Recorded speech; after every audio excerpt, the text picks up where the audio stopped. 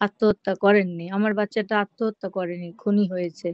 আমি জানি আজকে 20 তারিখ থেকে 20 তারিখ থেকে এত আশ্বস্ত নিউজ পাচ্ছি, কত মারা, এমনও মারা আছেন যে সিলেটে আমি দেখছি আমাদের মাজার শরীফের ওখানে, তারপরে আমাদের আমাদের এক মৌলভী সাহেবের বাড়িতে বিরাটে আমাদের অনেক বয়স্ক মহিলারা, 70-80 বছরের মহিলারা বলেছেন যে আমার আল্লাহর কাছে চাওয়া হলো আমি যেন মারা গেলে আমি যেন ইমনকে দেখতে পাই, সালমান শাহর সঙ্গে যেন আমার দেখা হয়। আল্লাহ তাদের দেখা নিশ্চয় করিয়েছেন, আর আমাকে রেখেছেন বোধহয় সেটা করে যাওয়ার জন্য। তো সবাইকে আমি অনেক ধন্যবাদ এবং অনেক দোয়া জানাচ্ছি সবার বাচ্চাদের জন্য, যারা ছেলে পেয়ে দিয়ে আমাকে সাহায্য করেছেন, তারা যেন সুস্থ থাকেন সবাই যেন। কারণ এ কথাটা বললাম এই জন্য, ওই 20 তারিখ থেকে খালি স্বস্তির নিঃশ্বাস, আর নামাজ পড়েছেন আগের রাতে সবাই। 20 তারিখ যারা ঘরে ছিলেন সবাই ক্যামেরায় ছিলেন এবং নামাজে ছিলেন, এই নিউজটাই আমি পেয়েছি। আমি কৃতজ্ঞ সবার কাছে, সবার দোয়া কবুল হোক, আমরা যেমন শেষ দেখতে পারি। এখন আমার এতটুকুই খুশি আমি যে সালমান শাহ খুন হয়েছেন, এটা পার্মানেন্ট হলো এবং প্রকাশ হলো। এবং ভিতরে কি হয়েছে এটা আমি আপনার প্রশ্নের উত্তরে পরে আসছি। কারণ আমি আগাগোড়াই আমাকে বিভিন্ন টেলিভিশনের ক্যামেরায় আমাকে কোর্ট দেখিয়েছে, কোর্টের নিচের থেকে উপরে যখন অ্যানাউন্স হলো কোর্ট বসে গেছে, সব মানুষ, হাজার খানেকের উপরে মানুষ ছিল, সব উপরে উঠে গেছে।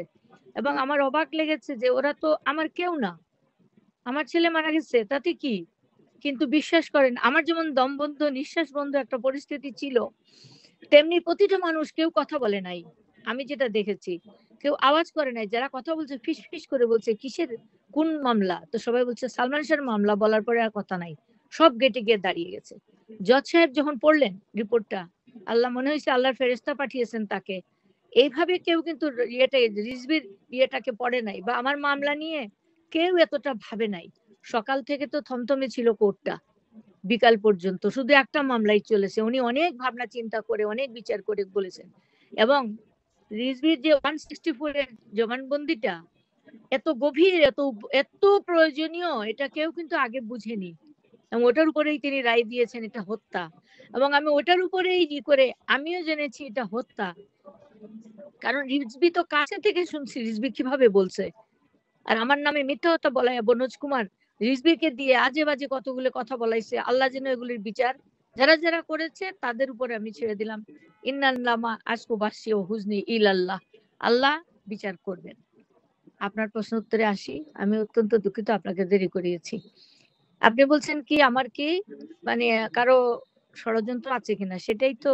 হ্যাঁ, ওর বাবা আছে কিনা, এত বছর কেন করতে পারলেন না মামলা? প্রভাব তো প্রথম থেকেই ছিল, প্রভাব তো বিস্তার করে সালমান শাহকে খুন করা হলো, তখনও আমার সাথে গন্ডগোল লাগাবার চেষ্টা করেছে তারা, মাঠ থেকে সরাবার। কিন্তু আমার ছেলে 7 দিন আগে এসে বলে গেল বউয়ের কথা, তারপরে আমি বললাম ছেড়ে দে, বললাম আমার অত লগ্নি মানুষের সাথে আমি কিভাবে করব। তারপরে সিলেট যাব, বললাম বাবা চলো তুমি আমার সাথে, বললো আমি তোমাকে নিয়ে ব্যাংকক যাব। এখন আম্মা মরারও সময় নাই, বলেই কি সে মরে গেল? আমার প্রশ্নের উত্তর দেন। বলে তো মরে যায়নি, যেদিন মারা গেল সেদিন সন্ধ্যা 6টার সময় আমার সাথে কথা হয়েছে, কারণ বাইরে থেকে একজন জেনারেল আমাকে ফোন করেছিলেন একটা কারণে, তার কোনো একটা কারণ জানবার জন্য, ওটা জানাবার জন্য তাকে আমি ফোন দিয়েছিলাম। আমার বললো আম্মা, আমার শোনা আম্মা তুমি টেলিফোনে বলে পারো না কি দরকার। তাই আমি বললাম যে দেখ রেইমন, টেলিফোনে যদি বলার হতো তাহলে তো তোর টেলিফোনেই বলতাম, তুই আমার সাথে দেখা কর, খুব জরুরি দরকার আছে। আচ্ছা ঠিক আছে। তো এই তখন থেকে এগুলি ষড়যন্ত্র ধরা পড়তেছে, মনে আসতেছে। আর 6 মাস আগের থেকে তো আমরা পাগল পাগল কারি, ওকে ওকে ও এখানে হচ্ছে। একটা ছেলে নজরুল শেখ এসে বলে গেল আপনার ছেলেরে যদি বাঁচাইতে হয় তাহলে আমার কথাগুলো শুনেন। তো ডান্স ডিরেক্টর নজরুল, তারপরে আমি শুনতে বসছি, তখন আমার হাজবেন্ড উঠে এসে দেখছেন ওকে, দেখে বললেন যে এফডিসিতে ওকে তো সবাই ড্রাগ এডিক্ট বলে, এই তুমি কি সব বলতে আসছো এখানে, উঠে উঠে যাও বলে বার করে দিল। সে সিঁড়িতে গিয়ে বললো আম্মা আপনার ছেলেটা কইলাম বাঁচাইতে পারলেন না, আপনি আমার কথা শুনলেন না। আচ্ছা সে চলে গেল, যেদিন মারা গেল আমরা তো মারা গেছে জানি না, আমরা তো গেছি অসুস্থ জেনে। সিঁড়িতে উঠতে গিয়ে নিচে 8 ঘন্টা, সকালে তার বাবা দাঁড়িয়ে থাকলো, পরে যখন আমরা সবাই গেলাম অসুস্থ জেনে তখনও উঠতে পারলাম না, লিফট উপরে আটকানো। আচ্ছা উঠলাম অনেকক্ষণ পরে, যখন নামতে যাচ্ছি তখন 2টা লিফট আর কি ওখানে, তো একটাতে আমরা নামছি আর একটাতে টিপে ওই নজরুল শেখ খালি গা, আপনারা কল্পনা করেন জিন্সের প্যান্ট পরা খালি গায়ে, একটা লাল গামছা তার ভিজা তার কাঁধে রাখা, আর হাফ প্যান্টটা গুটানো, তার পা খালি। তার মানে বাথরুমে যে কাজগুলো আমরা জেনেছি, বাথরুমে ভিজা কাপড় টাপড় ছিল, তারা ওই যে গোসল গোসল করাইছে এরা সবাই ছিল, পরে বুঝছি। আর ওই ডলির ছেলে আবুল, বাবুল, ওমর, ডলির ছেলে ওমর ওর কুলে। তা আমি বলছি ওকে নিয়ে কই যাচ্ছিস? বলে এই মুহূর্তে যেখানে যাওয়ার দরকার সেখানে যাচ্ছি। যান যান, কইছিলাম না, দেখেন গিয়া। এই কথা বলতে তো আমার জানটা ধক করে উঠছে। আমি কি বলে? তো আমরা তো তখন হুঁশে নাই, দৌড়ে গেছি ভিতরে। গিয়ে দেখলাম একটা লোক 6 ফিট লম্বা হবে, কালো ভীম, চিনি না, খাটের পিছন দিকে বসা, সালমান শাহ শোয়া, আবুল এক হাতে টান দিয়ে লম্বা করে টেনে তেল দিচ্ছে, আরেক হাতে ওই হাত লম্বা করে তেল দিচ্ছে, আর একটা গাঢ় মহিলা। বুঝলাম এটা হয়তো বা ওই যে কি মেটা ওই যে পার্লার পাশের ওর ওর ইয়ে পার্লারের হবে। আর টেবিলের উপরে এক প্লেটের মধ্যে কতগুলি তেল, সর্ষের তেল রাখা। তখন আমি বলছি, এই আবুল তোমরা কেন সর্ষের তেল দিচ্ছ? আমার ছেলে সর্ষের তেল সহ্য করতে পারে না, রাখো রাখো, আর দিও না। এর মধ্যে আমি উঠে নাক মুখ দেখছি, আমি দিচ্ছি, ইমন আমি আসছি, বাবা কি হয়েছে, উঠো উঠো। সে উঠে না, আমি লাফ দিয়ে বিছনায় উঠছি। উঠে দেখলাম পায়ের কাছে গিয়ে 5-4টা নখ, তার 20টা নখই খুঁজে খুঁজে দেখলাম যে কালো কালো হয়ে গেছে, ঠোঁটটা কালো।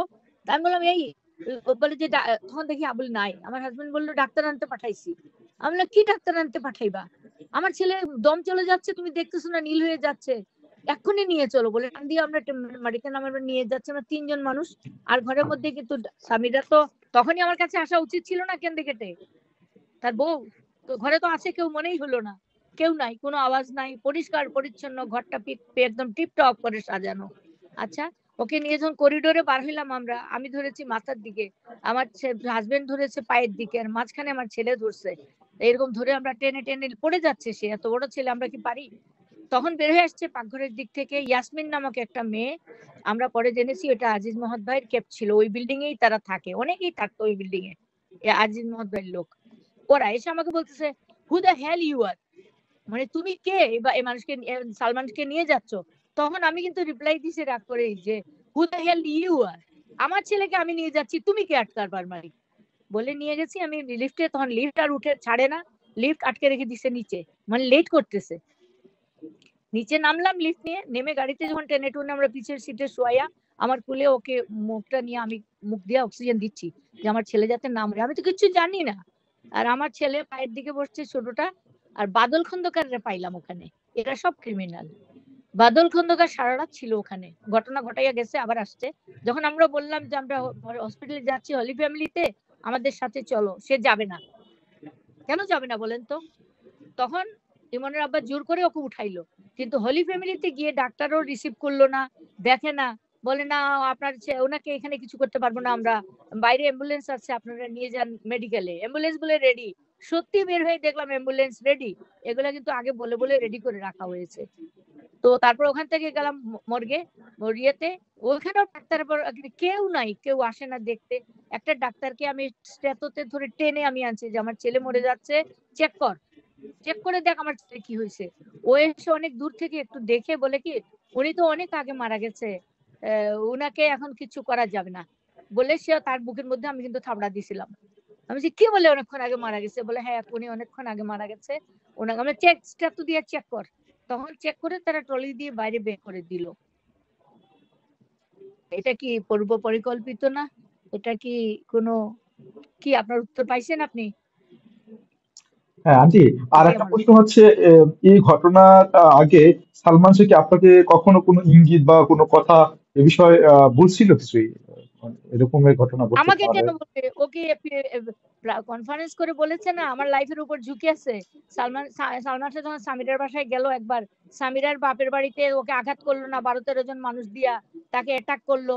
তারপরে সামিরার বাবা এদেরকে মিটমাট করে দিয়ে দিল, ওখানেই তো মেরে ফেলতে চাইছিল, রাস্তাঘাটে ওই সামিরার বাপের গেটে। তারপরে তেজগাঁয়ে তেজকুনি পাড়ায় হইলো একবার, তারপরে এফডিসিতে হইলো কয়েকবার। সে তো প্রেস কনফারেন্স করে নিজেই বলে দিছে যে আমার উপরে ইয়ে আছে। আবার একদিন মারা যাওয়ার আগে যে 7 দিন আগে বললো না, আসলো আমার কাছে ওই দিন বসে, ওই দিন বলছিল আম্মা ওরা তো তোমার কাছে আমাকে আর আসতে দিবে না। আমি জিজ্ঞেস করছিলাম ওরা কারা, কোনো উত্তর দেয়নি, খুব ম্লান হয়ে গেছে সে। ওই 7 দিন আগে, 4 দিন পরে সামিরাকে আনতে গেল, আনলো। তারপরে ওই যে আমরা প্রেস পাবলিক লাইব্রেরি হলে ওকে প্রাইজ দেওয়া হলো। তার 2 দিন পরে তো সে মেরেই ফেললো। আচ্ছা, এখানে আ- আপনারা আপনারা এই সোহানের ইন্টারভিউ গুলা দেখবেন আর অন্যান্য কথাগুলা শুনবেন। সেই সাথে সোহান বলছে কিন্তু ওখানে আগের দিন ক্লাবে ওখানে এফডিসি তে প্রেম প্রিয়াসীর শুটিং হয়েছিল, লাস্ট শুটিং। ওই আপনার কি রেজা হাশমতের ইন্টারভিউ করবেন, ওনার ইন্টারভিউ আছে কিন্তু এখানেও, উনি এখন বলতেছে সব।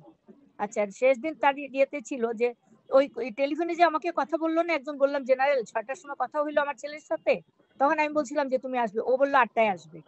তো ওই দিনই ওই 5 তারিখ আর কি 8টায় বললো আমি 8টার পরে আসবো, মানে ডাবিং এর শেষে। তো ইমন হঠাৎ দেখি আমার হাজবেন্ড শোয়া ছিল, উঠে বললো যে আমি যাচ্ছি এফডিসি তে, তুমি কি তোমার ছেলেটা কিছু খাবার দিবা, কারণ এফডিসি যখন যেত ওর জন্য আমি বিকালে নাস্তা দিতাম।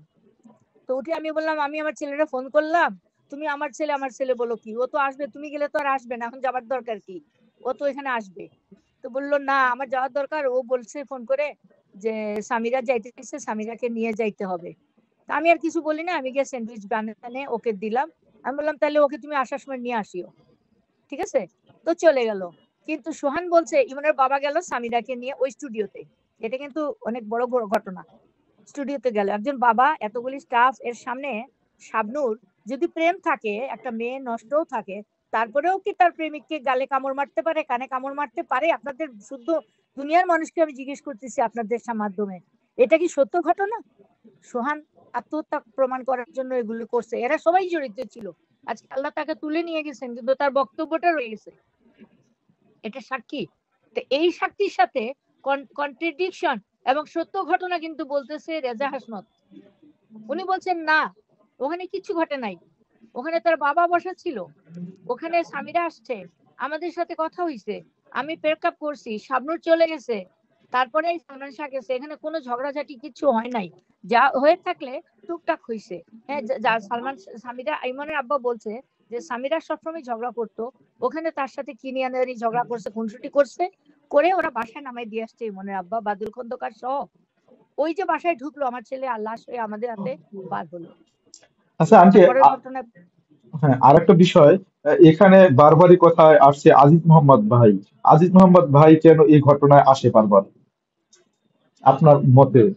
উনি কেন আসে?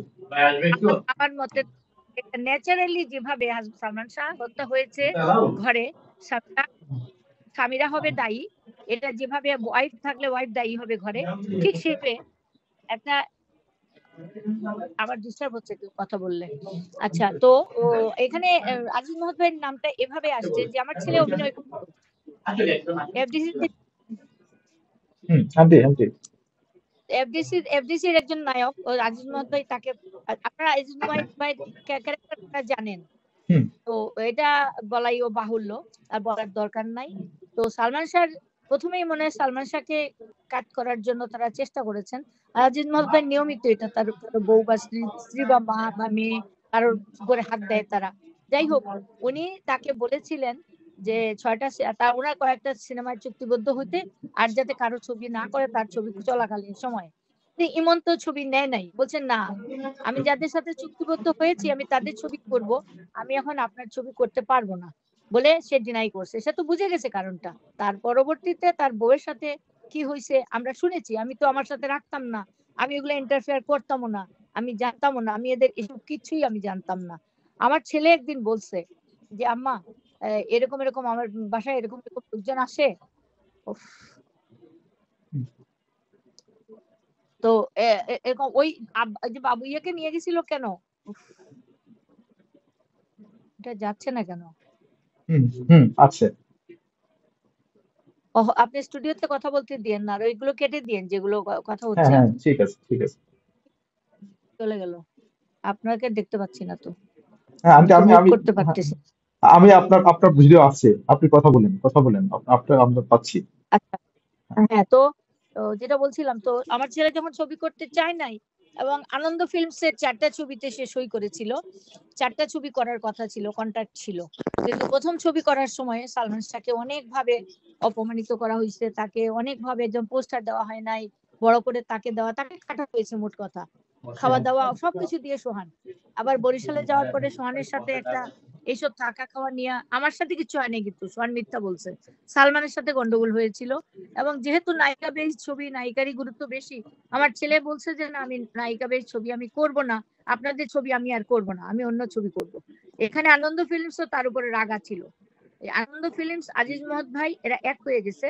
গিয়ে যখন সালমান একটার পর একটা ছবি হিট হচ্ছে, তার পিছিয়ে স্বাভাবিকভাবে লেগে গেছে। লেগে তার বোর সাথেও তারা একাত্মতা হয়েছে। সবাই মিলে তারা তাদের একটা সংগঠন ইয়ে করছে, তারা করছে সংগঠিত হয়ে, ঠিক আছে। এইটাই হলো গ্রাস। এবং সালমানের সুনাম, সালমানের প্রভাব প্রতিপত্তি সবকিছু মিলে মৃত্যুটা হয়েছে এইভাবে। আরেকটা প্রশ্ন হচ্ছে, সামিরার সাথে সালমান শাহর সমস্যা চলতেছিল, এটা এটা সম্পর্কে আপনি কি জানেন? মানে আসলে কতদিন যাবত? ছিল সামিরা যেদিন আমার বাসায় আসলো, 8 মাস ছিল, ভালো ছিল, আবার ভালো ছিল না বলবো, কারণ আপনারা যদি পান ওই যে ক্যামেরাম্যান, এই মুহূর্তের নাম মনে পড়তেছে না, ক্যামেরাম্যান নিজে দেখছিলেন, ঝগড়া দেখে বলছেন আল্লাহ এই ছেলেটা কিভাবে বাঁচবে। প্রতিদিন শুটিং এ যাওয়ার আগে একজন ঝগড়া করতো, তারপর আসার পরে মারামারি, বোতল ভাঙা, কান্নাকাটি, ইমনকে গালাগালি, এসব হইতো। এই 8 মাস যখন থেকে তার মার সাথে আবার মিল হয়ে গেল, ও তো আমার ঘরেই ছিল, তারপরে যখন ইয়ে করলো তখন দাবি তুললো আলাদা বাসার। তখন ইমন বলল আমি ওকে ডিভোর্স করব, কারণ ইমন শান্তি পাচ্ছিল না।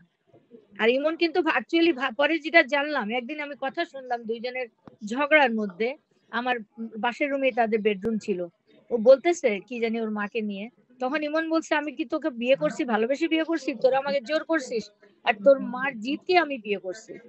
সেদিন কিন্তু আমি খুব ভেবেছিলাম, খুব কষ্ট পাইছিলাম, যে আমার ছেলে তো জীবনটা নষ্ট করে ফেললো, এটা কি করলো। যাই হোক, তারা দাবি করলো বাসা আলাদা করবে, তখন ইমন ছেড়ে দিবে, আমি বলছি না, ডিভোর্স করার দরকার নাই, তুমি বিয়ে করছো, সংসার করো, সব ঠিক হয়ে যাবে। তাকে তুলে দিলাম, যাওয়ার পরে তো ওখানে অরক্ষিত, সে আমি যেতাম না ওখানে, ওরা ওদের মতন চাকর বাকর রাখছে, ওদের মতোই সব করেছে। বাড়ি থেকে 200 ভরি সোনা চুরি করে নিল, নিয়ে সরাই ফেললো, এগুলো পরিকল্পনা 2 মাস আগে।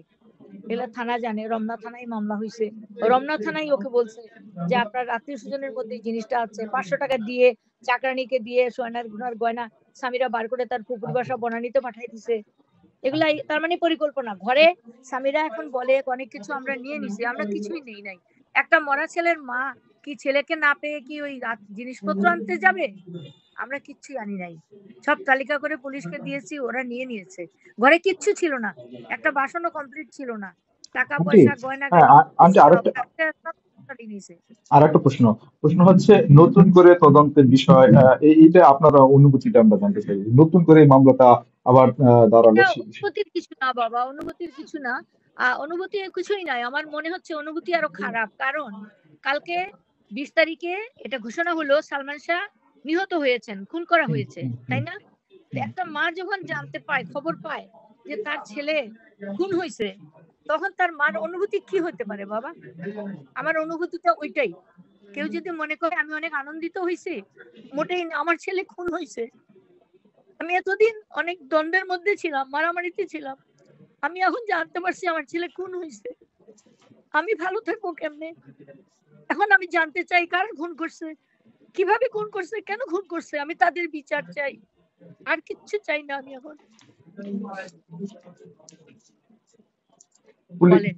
হ্যাঁ, পুলিশের তদন্তের বিষয় যে কতটা আশাবাদী এই মামলা নিয়ে আপনি এখন, মানে এখন যেহেতু মামলা একটা আমি দাঁড়িয়ে গেছে। আল্লাহবাদী, আমি তো আগেও আশাবাদী ছিলাম, কিন্তু তারা পরবর্তীতে তারা কি করছেন, হয় টাকা পয়সা দিয়ে সব হয়, আমার তো টাকা পয়সা নাই, আমার ছেলেও নাই, আমার আল্লাহর প্রতি বিশ্বাস আছে, আপনাদের প্রতি বিশ্বাস আছে, প্রশাসনিক কর্মকর্তাদের উপরে বিশ্বাস আছে, ওনাদেরও ঘর বাচ্চা সবারই সংসার আছে, ছেলে মেয়ে আছে, সেটা চিন্তা করে আমি বিশ্বাস করি এখনকার সময় আমরা বিচার পাবো। পয়সা দিয়ে তাদের কেনা যাবে না, আমার মনে হয় এখন কেনা যাবে না। মানুষের মনুষ্যত্ব আবার জেগে উঠেছে, মানুষের মনুষ্যত্ব এখন কাজ করছে, মানুষের মধ্যে বৃত্তি আছে।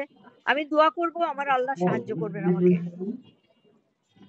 হ্যাঁ আন্টি, আর একটা বিষয়, আজকে বাংলাদেশে একটা পত্রিকায় মানে শিরোনাম হয়েছে যে সালমান শাহর শাশুড়ি কিলার ভাড়া করে এমন তাকে হত্যা করছে, এই বিষয়টা নিয়ে আপনার মানে কি মন্তব্য ফেলবেন? হ্যাঁ, এটা তো তখনকার সময় পত্রিকা বা আমাদের বিরুদ্ধে অনেক কিছু করা হইছে। আমরা ঘরে থাকতে পারি নাই। বিভিন্ন আমার ছোট ছেলেকেও গাড়ি দিয়ে মেরে ফেলার চেষ্টা করা হইছে। সেইজন্য আমরা অনেক কিছু বই করতে পারি নাই। কিন্তু পত্রিকায় আসছে এগুলো যে ভাড়া করে আ ভাড়া করে লোক এনে হ্যাঁ, এটা ঠিক আছে। চিটাগং থেকে লোক আসছে ৫ তারিখ। ওদের দিয়ে ৳১,০০,০০০ এত কথা হইলে ইন্টারভিউ দেব কেমনে? হ্যাঁ, আচ্ছা, আচ্ছা, হ্যাঁ। বলুন, বলুন। হ্যাঁ, ঠিক আছে। তো এটা পত্রিকায় আছে যে ১২,০০,০০০ ভাড়া করে লুসি বিক্রি করেছেন যার জন্য তার নাম এটা তো রিজভী ইয়েতে বলেছে। রিজভীর জবানবন্দিতেই আছে। 164 এর ওটাতে আছে। তো 164 তো রিজেক্ট করে নাই। সে 164 এ যে সাক্ষী দিয়েছে ম্যাজিস্ট্রেটের সামনে ওখানেই এসব আছে। ওই ছেলেও যদি ধরা না পড়তো সেদিন আমরা তো জানতাম না কে এসব কিছু কিছুই জানতে পারতাম না। এটাও আল্লাহর খেলা। আল্লাহই পাঠাইছেন। ওই ছেলেটা আসছিল আমার ছোট ছেলেকে কিডন্যাপ করার জন্য ওরা পাঠাইছিল। সে ধরা খেয়ে এগুলো সবই বলেছে। শেষ প্রশ্ন আমার হচ্ছে সালমান শাহর ভক্তদের উদ্দেশ্যে আপনি কি বলবেন? যেহেতু দীর্ঘ সময় পরে সালমান শাহর ভক্ত বলতে ভক্তদের আমার পরিবারের সারা বিশ্বের সমস্ত সালমান শাহ প্রেমিক সব সালমান শাহ পরিবারের মানুষ। সবাইকে বলবো সবাই দোয়াতে থাকেন এবং যে যেখানে পাবেন আর নিজেরা গোয়েন্দা হয়ে যান। সবাই মিলে রাস্তাঘাটে অন্যায় কোনো আইন হাতে তুলে নেবেন না। ধরে কাউকে দেখলে যাকে যেখানে দেখবেন সেখানে ধরে লাইভে চলে যান ক্যামেরায় এবং আপনাদের সাংবাদিকদেরও আহ্বান জানাচ্ছি আপনারাও তাদের সাথে সহযোগিতা করেন এবং নিউজ করেন সঙ্গে সঙ্গে থানায় খবর দেন দিয়ে সোপর্দ করো ইয়েতে। আমরা ন্যায় বিচার চাই। সবাই শান্ত থাকো, সবাই দোয়াতে থাকো। দেশবাসী সবার কাছে আমি দোয়া এবং সহযোগিতা কামনা করি। সবাই ভালো থাকবেন।